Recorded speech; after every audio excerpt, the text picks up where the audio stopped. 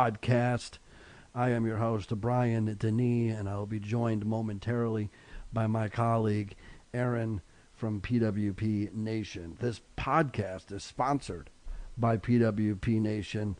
Without these guys, I would just be doing it by myself. So thank you for PWP Nation for hosting this podcast and giving us a platform to talk about the XFL. Big announcement today. We got the 8 cities that will play in the inaugural season. See, they're calling it the inaugural, but, we had that whole thing in 2001 that apparently we are not remembering. So, February 8th and 9th, the inaugural season of the XFL. XFL 2020 kicks off. And today, Oliver Luck and company announced the 8 cities for which they will play Football Reimagined.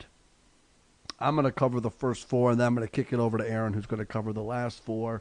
And basically what we're going to do with this podcast, whenever news breaks, we're going to talk about it in podcast form. Once 2020 rolls around, February 10th, which will be the Monday after the season starts, is when we'll start our weekly XFL podcast, or maybe we'll start it a couple of weeks leading into the start of the XFL season.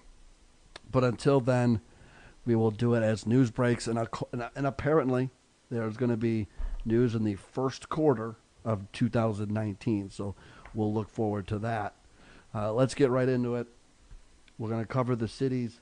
We know the cities and the stadiums for which those teams are going to play in. We don't have team names yet. That apparently will come in the beginning of the first quarter of 2019. So, first up, we're going to take it in alphabetical order. Like I said, I'll handle the top 4, and then I'll kick it over to the other side of the country, to Eron, who will cover the last 4.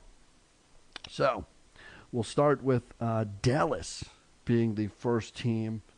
Now, Dallas's team is going to play in Globe Life Park, which is the new park that is built for the Texas Rangers. So the XFL team, the Dallas team, is going to play where the Texas Rangers play baseball.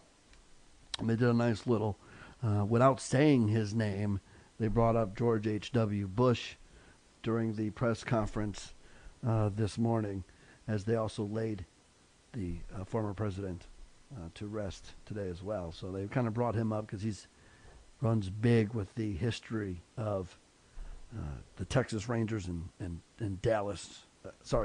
Texas just in general. So second, we're going to stick in Dallas, and the second team that is going to play in the XFL is Houston.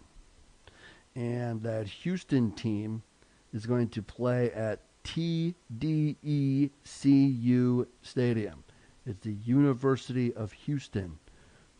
Their stadium is where the Houston XFL team will play their home games. Next on the list, LA. So they're bringing an XFL team back to LA. If you remember the XFL in 2001, the first XFL championship was won by the LA team. The LA Extreme, Tommy Maddox was the quarterback. So he was able to parlay that into a future NFL career after the XFL closed. So they're bringing it back. The 2001 team played in the Coliseum. That is currently where the Rams play. Instead, they're going to play football in Carson, which is not far outside of L.A., at the StubHub Center, which is currently where the San Diego Chargers play. So the StubHub Center, and a soccer team plays there. So that's going to be where the L.A. team's going to play. So my sports allegiances are with the next city. And that's my fourth and final city that I'm covering, which is New York. And because Vince McMahon can't do anything unless he somehow represents New York. So they're getting a team, despite the fact that the attendance for the New York, New Jersey Hitmen was not that great back in 2001. They're getting a team, and they're going to play at MetLife Stadium, which is where the Giants and Jets currently reside. So they're bringing the XFL to New York to play at MetLife. Now, I am no longer an active member, an active New Yorker, I should say. So I'm have relocated to Southern California, and I'm not far from where they're going to play in LA. So I'm going to attend the LA XFL games. But my fandom and who I'm really, truly, to my core rooting for is New York. But I'm glad there's going to be a team so that I will be able to go to the games and cover the atmosphere, the attendance, and everything else about the game. I'll be able to report on that and talk about that on this podcast. And hopefully we can get Eron to go to some New York games. So, since he's over there in Connecticut, and we'll see what if I could talk him into doing a couple of games to give us that other experience and how it is on the other side of the country. So those are the four that I'm covering: Dallas, Houston, L.A., and New York. Dallas and Houston, neither one of those cities had an XFL team in 2001, but they're getting one in 2020. And if you watched the press conference, the people representing the cities would have you believe that they're going to sell out every game. And it is going to be the next big thing. I question running stadiums. I feel like these buildings are going to be, less than half full if they're lucky. So I kind of question that. I'm glad they're in LA, but the XFL in 2001 did great in San Francisco. They believe it was the highest attendance of the whole league in 2001. So I'm surprised they didn't go back there, and they chose Southern California, where the Rams do what they do at the Coliseum, and the Chargers half-fill StubHub Center. It's very strange.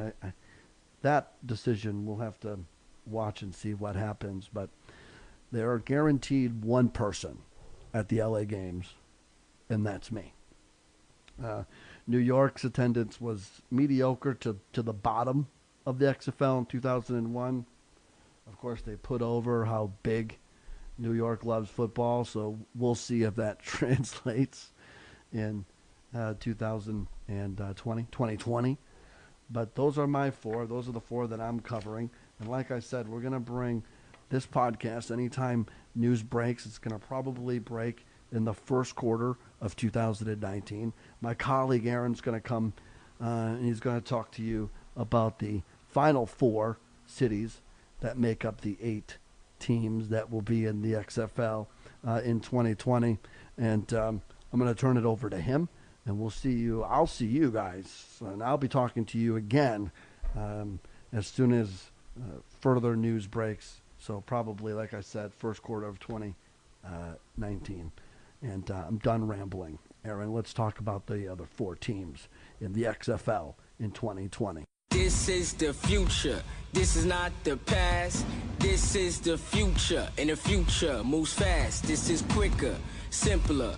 Rules, reform, this is your game. Safer, this is football. Reborn, this is gaming. And fantasy, this is padded. Roulette, make a trade, make a team, make a move, make a bet. This is fans above all. This is maximum action. Let's stall. More ball, fewer infractions. This begins in 2020. The future is near. More access, more everyone, more everything here.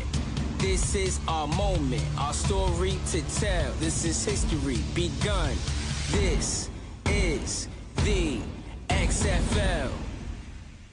All right, Brian. Well, thanks. I appreciate you throwing it over to me, and thank you for covering the first 4 teams. Now I'm here to cover the last 4 teams: Seattle, Tampa Bay, St. Louis, and Washington, D.C. Before I get into anything else, I'm Aaron Ramadanov, editor-in-chief of pwpnation.com. This show is brought to you by pwpnation.com. You can go there for all your wrestling news and your XFL news coming very soon. So without any further ado, I'm not going to waste any time. Let's get right into what we want to talk about here. The press conference earlier this week took place with Vince McMahon, Oliver Luck, the rest of the XFL officials, as they announced the first 8 teams of the league. I did want to touch on a couple things that Vince McMahon talked about at the very beginning. He seemed to be very stoic. There was this weird kind of energy he brought to the stage where he didn't really seem excited, didn't really seem sad or depressed, but just kind of had this weird energy to him. Seemed very hopeful as to what is to come for the XFL. He talked a lot about financial commitment, long-term commitment. And that really kind of goes to show what he's learned from the first interaction or the first incarnation of this league, the XFL, back in the early 2000s. Now, the thing with this league and what it seems like Vince McMahon seems to understand finally is that it's going to take time. There isn't going to be this instant hit that he thinks he's going to have with this league. He's not going to take down the NFL in 1 year, 2 years, 5 years. I don't think that's his goal either. I don't think he is in direct competition with the NFL. And that kind of really became clear when he threw it over to the commissioner, Oliver Luck, who I think seems to be a really good choice for commissioner of this league. Vince McMahon also talked about February 8th and 9th coming of 2019 after the Super Bowl, a week after the Super Bowl. They'll be making some first quarter announcements. It seems like the first quarter of 2019 will most likely be when we find out a lot about what the league's going to look like. Oliver Luck in the press conference talked about the coaches being selected. The coaches will then be the general managers of those teams, players being selected as far as impact players like quarterbacks. So it seems like a lot of what's going to happen for this league a lot of the news that we expect to come out in the next coming year or 2 years a lot of it's going to happen in the first quarter of 2019. So as far as Oliver Luck, when he took the stage, one of the phrases he used was less stall, more ball. He's got to stop using that phrase. I think people are gonna turn out in droves if he keeps using that phrase. I don't think that's the case. So I think he's got to stop using that phrase. But either way, I do like the thought behind that. Less stall, more ball. Let's play more football. Enough with the TV timeout followed by the punt followed by another TV timeout. Let's get to playing football. Oliver Luck also talked about, obviously February of 2020 being the first season of the XFL. Said it was a compliment to fall football, which I do love the approach they're taking with this league this time, where they're not looking to go into direct competition with the NFL. They know that the NFL is a billion-dollar global superpower, or at least national superpower, and that they know it's not going to be taken down. The only people that are probably going to take that league down are themselves. And I think Oliver Luck's approach for this league to be a complement to fall football, when football is over, when the Super Bowl is over, we've crowned an NFL champion. Now here's some more football, and if you want more football, here we are. If you don't, then okay.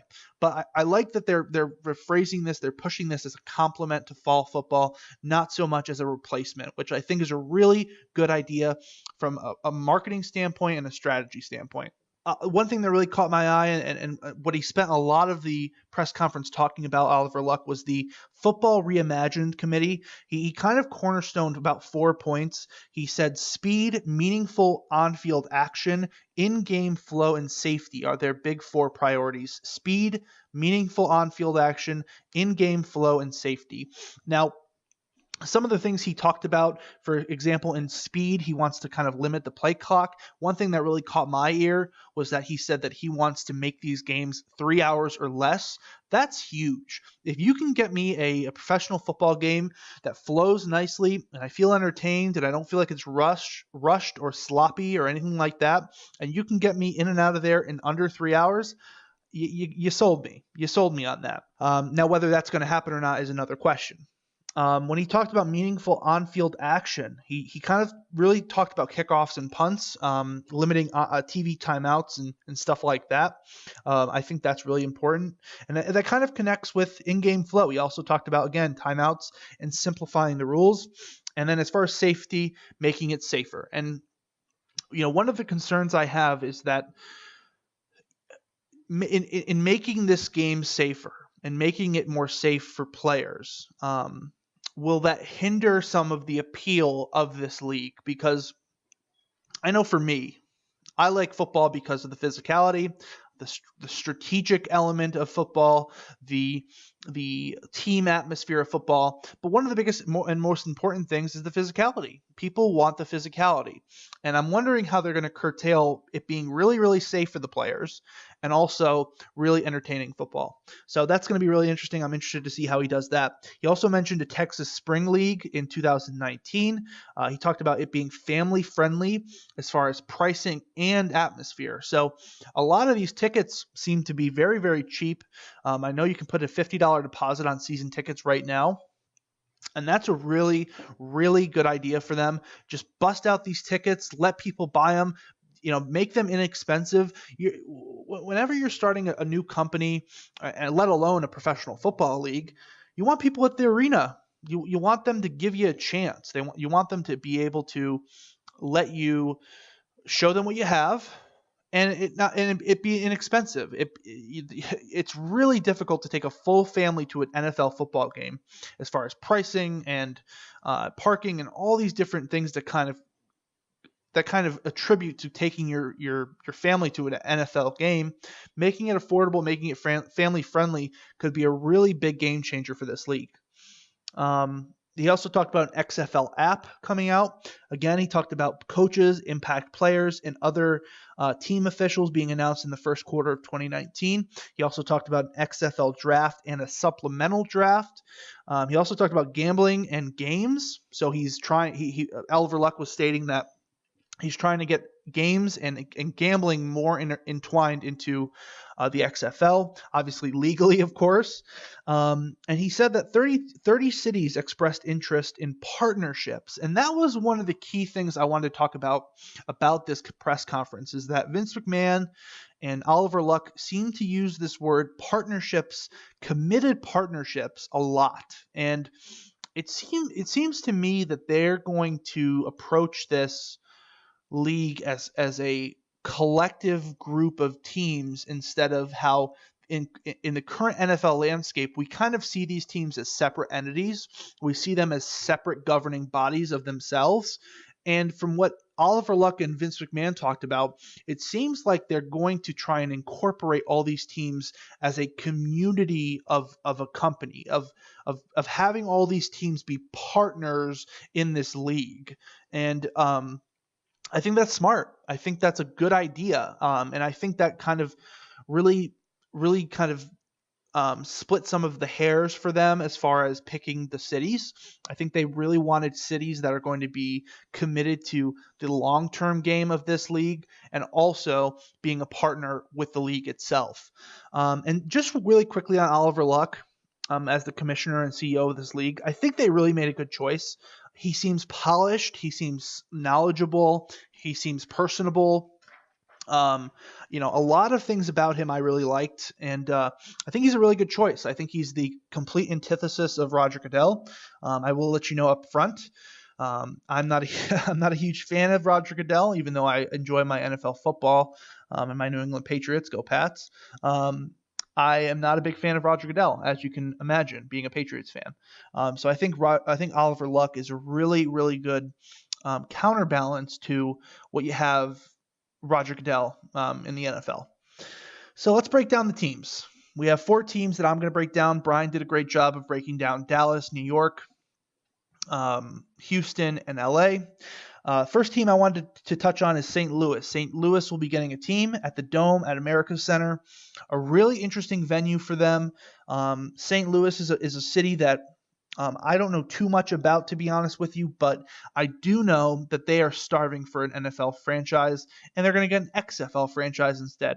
And I'm sure the city itself is very happy. I know we have a couple people from the PWP Nation group that are from St. Louis, in Jim Stout and Todd Rick. Todd Rick swears that the excitement level for this team and the XFL is pretty high, and a lot of people seem to be excited about it. Again, St. Louis is a city that lost their NFL franchise to Los Angeles, and I'm sure they're very happy to get professional football back. So that's very interesting. St. Louis at the Dome at the America Center.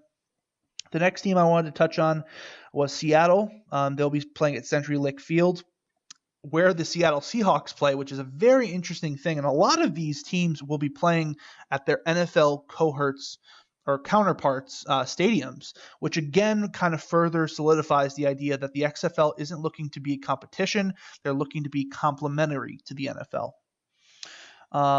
So Seattle's a very interesting city to pick. I know Seattle loves their Seahawks. So it's going to be very interesting to see how they can kind of counterbalance that. A lot of these teams have very loyal fan bases to their NFL franchises. And I think Seattle's a good pick. I mean, I know Seattle could use some more sports teams. Obviously, with no NBA franchise, they just got their NHL franchise with the NHL expansion. So they're going to get 2 more professional sports teams, which is a really big thing for that city, I'm assuming. The next city that's getting a team is Tampa Bay. They'll be playing at Raymond James Stadium in Tampa Bay, where these Tampa Bay Buccaneers play as well. This one's questionable to me, and there are a couple questionable cities that when this first, and obviously Brian talked about Dallas and LA and New York and Houston. I have my concerns about LA, and I have my concerns about Tampa Bay. I think Tampa Bay is it's hit or miss. It really is. I mean, if you can get fans in Tampa Bay to come out to see the XFL, I will really be surprised.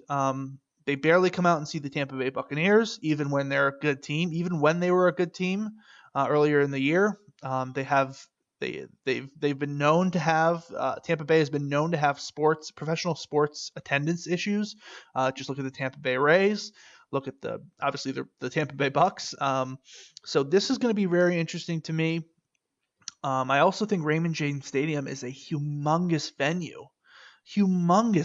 I mean, a lot of these arenas, and we'll talk about Washington, D.C. in a little bit, but a lot of these venues are big venues, and I don't know if they're going to be able to fill these venues up. And I think it's going to hurt the product. And I'm just a little surprised, is all, that they decided to go with these grand venues, especially New York City doing MetLife Stadium. I think it's a little bit of I think they're shooting a little too high here.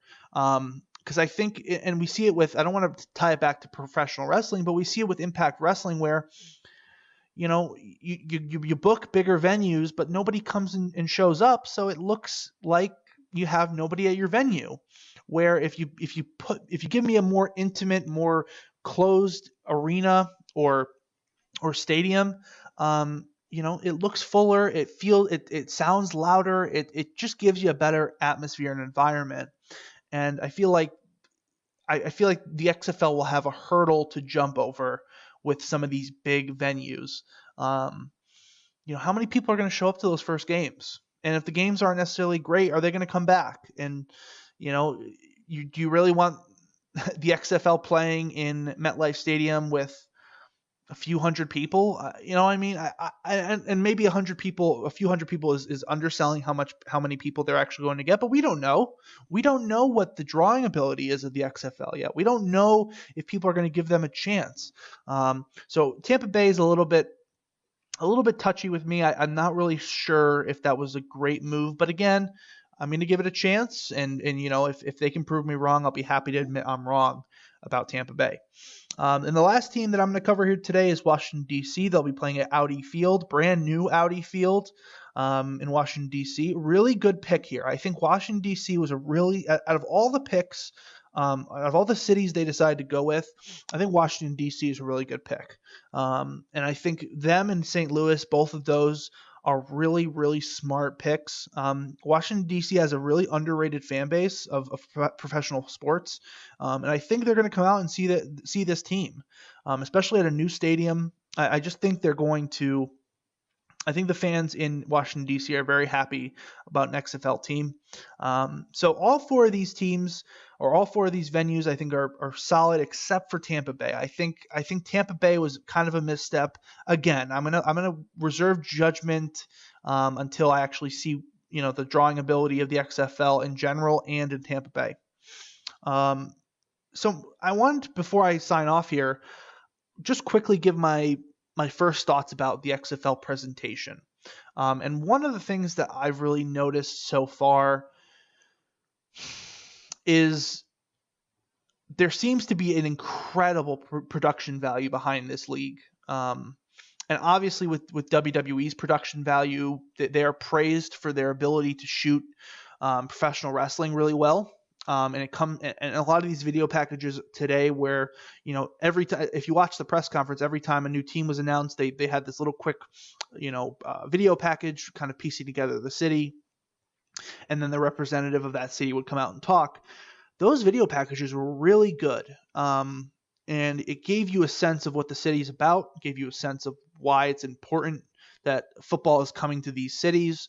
And I think one of the things that the XFL is going to be able to do really well is give the production value that the NFL doesn't have. And I'll be really interested to see how the XFL shoots these games and in kind of the graphics and the strategy they'll have when presenting these games online or on TV.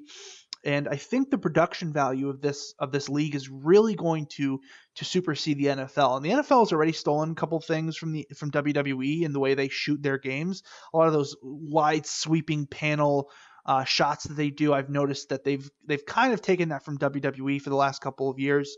So I think the XFL is gonna really have a leg up in the production value. Another quick thing I wanted to touch on is I think a lot of the success of this league is going to come by the leash that these fans give to this league. And what I mean by that is, one, how many people are going to come and see these games? How many people are going to invest time in another sports team or professional sports league? I don't know. I don't know the answer to that. One, once we find that out, how many people are going to be willing to invest time into it? Two, how long are they going to give the XFL to keep them? Now, that's going to be really key, because what we saw with the first incarnation of the XFL, those first week numbers were solid, and then it started to dissipate quickly. And with 2018, 2019, 2020, in the hypersensitive 24-hour news cycle generation that we are in right now, I don't know how long people are going to give this league to present them with good football and entertaining football and keep people invested in what's happening in the league and these players. And I'm just really interested to see how long people are going to give this league to prove it to them, to show them that this is a different league than what it once was. And a lot of it seems to be reborn. I was talking to Brian earlier before we recorded the podcast that it seems like they have their shit together. It seems like they've really thought this out. And, with the advisors they have, who have football experience, to a lot of the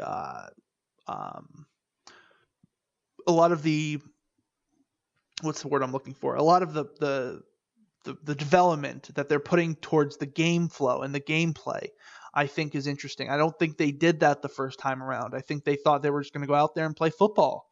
And I think people are hungry for a different style of football.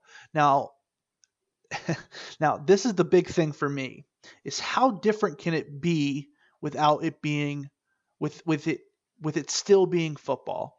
Now, one of the concerns I expressed to Brian off air was that I don't know. This feels a lot like arena football.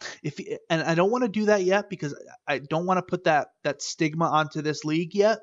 But a lot of the a lot of the videos they've been showing about on their XFL Twitter page about the development of the gameplay looks a lot like the Arena Football League, especially in the kickoff and the punt returns. It feels a lot like Arena Football so far. As far as the presentation and the way they're talking about the gameplay, it's going to be faster. It's going to be less timeouts, less stoppage. That if you've ever watched an Arena Football League, that's a pretty accurate description of that league as well. So it's going to be very interesting to see. I'm excited for the XFL 2020. I'm excited for the XFL in general. I'm willing to give it a chance.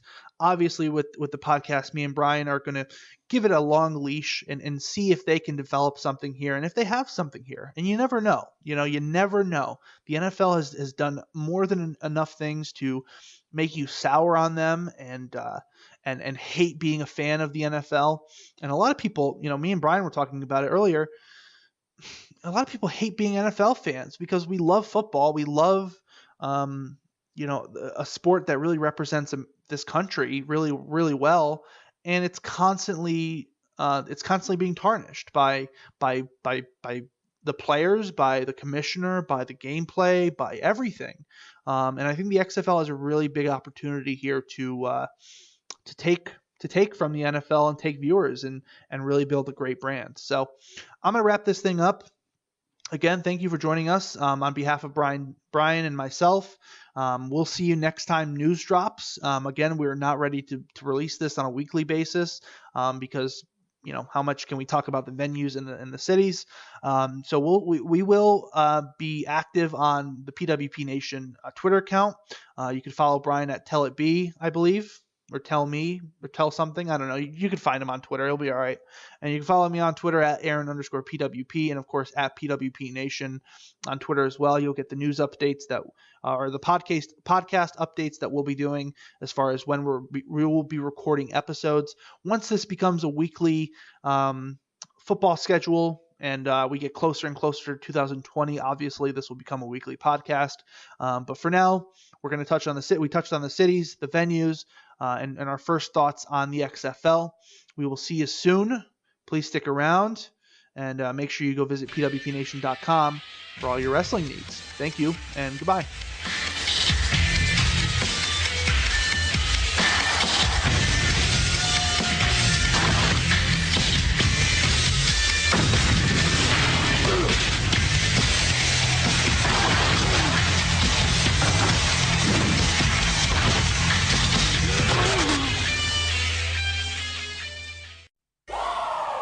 Want entertainment designed just for you? Then check out customizable streaming TV from Xfinity. It makes your life simple, easy, awesome. Xfinity gives you customizable streaming TV options. Enjoy the most free shows anywhere on any device, and even access your streaming apps right on your TV with X1. Go to Xfinity.com, call 1-800-XFINITY, or visit a store today to learn more. Restrictions apply.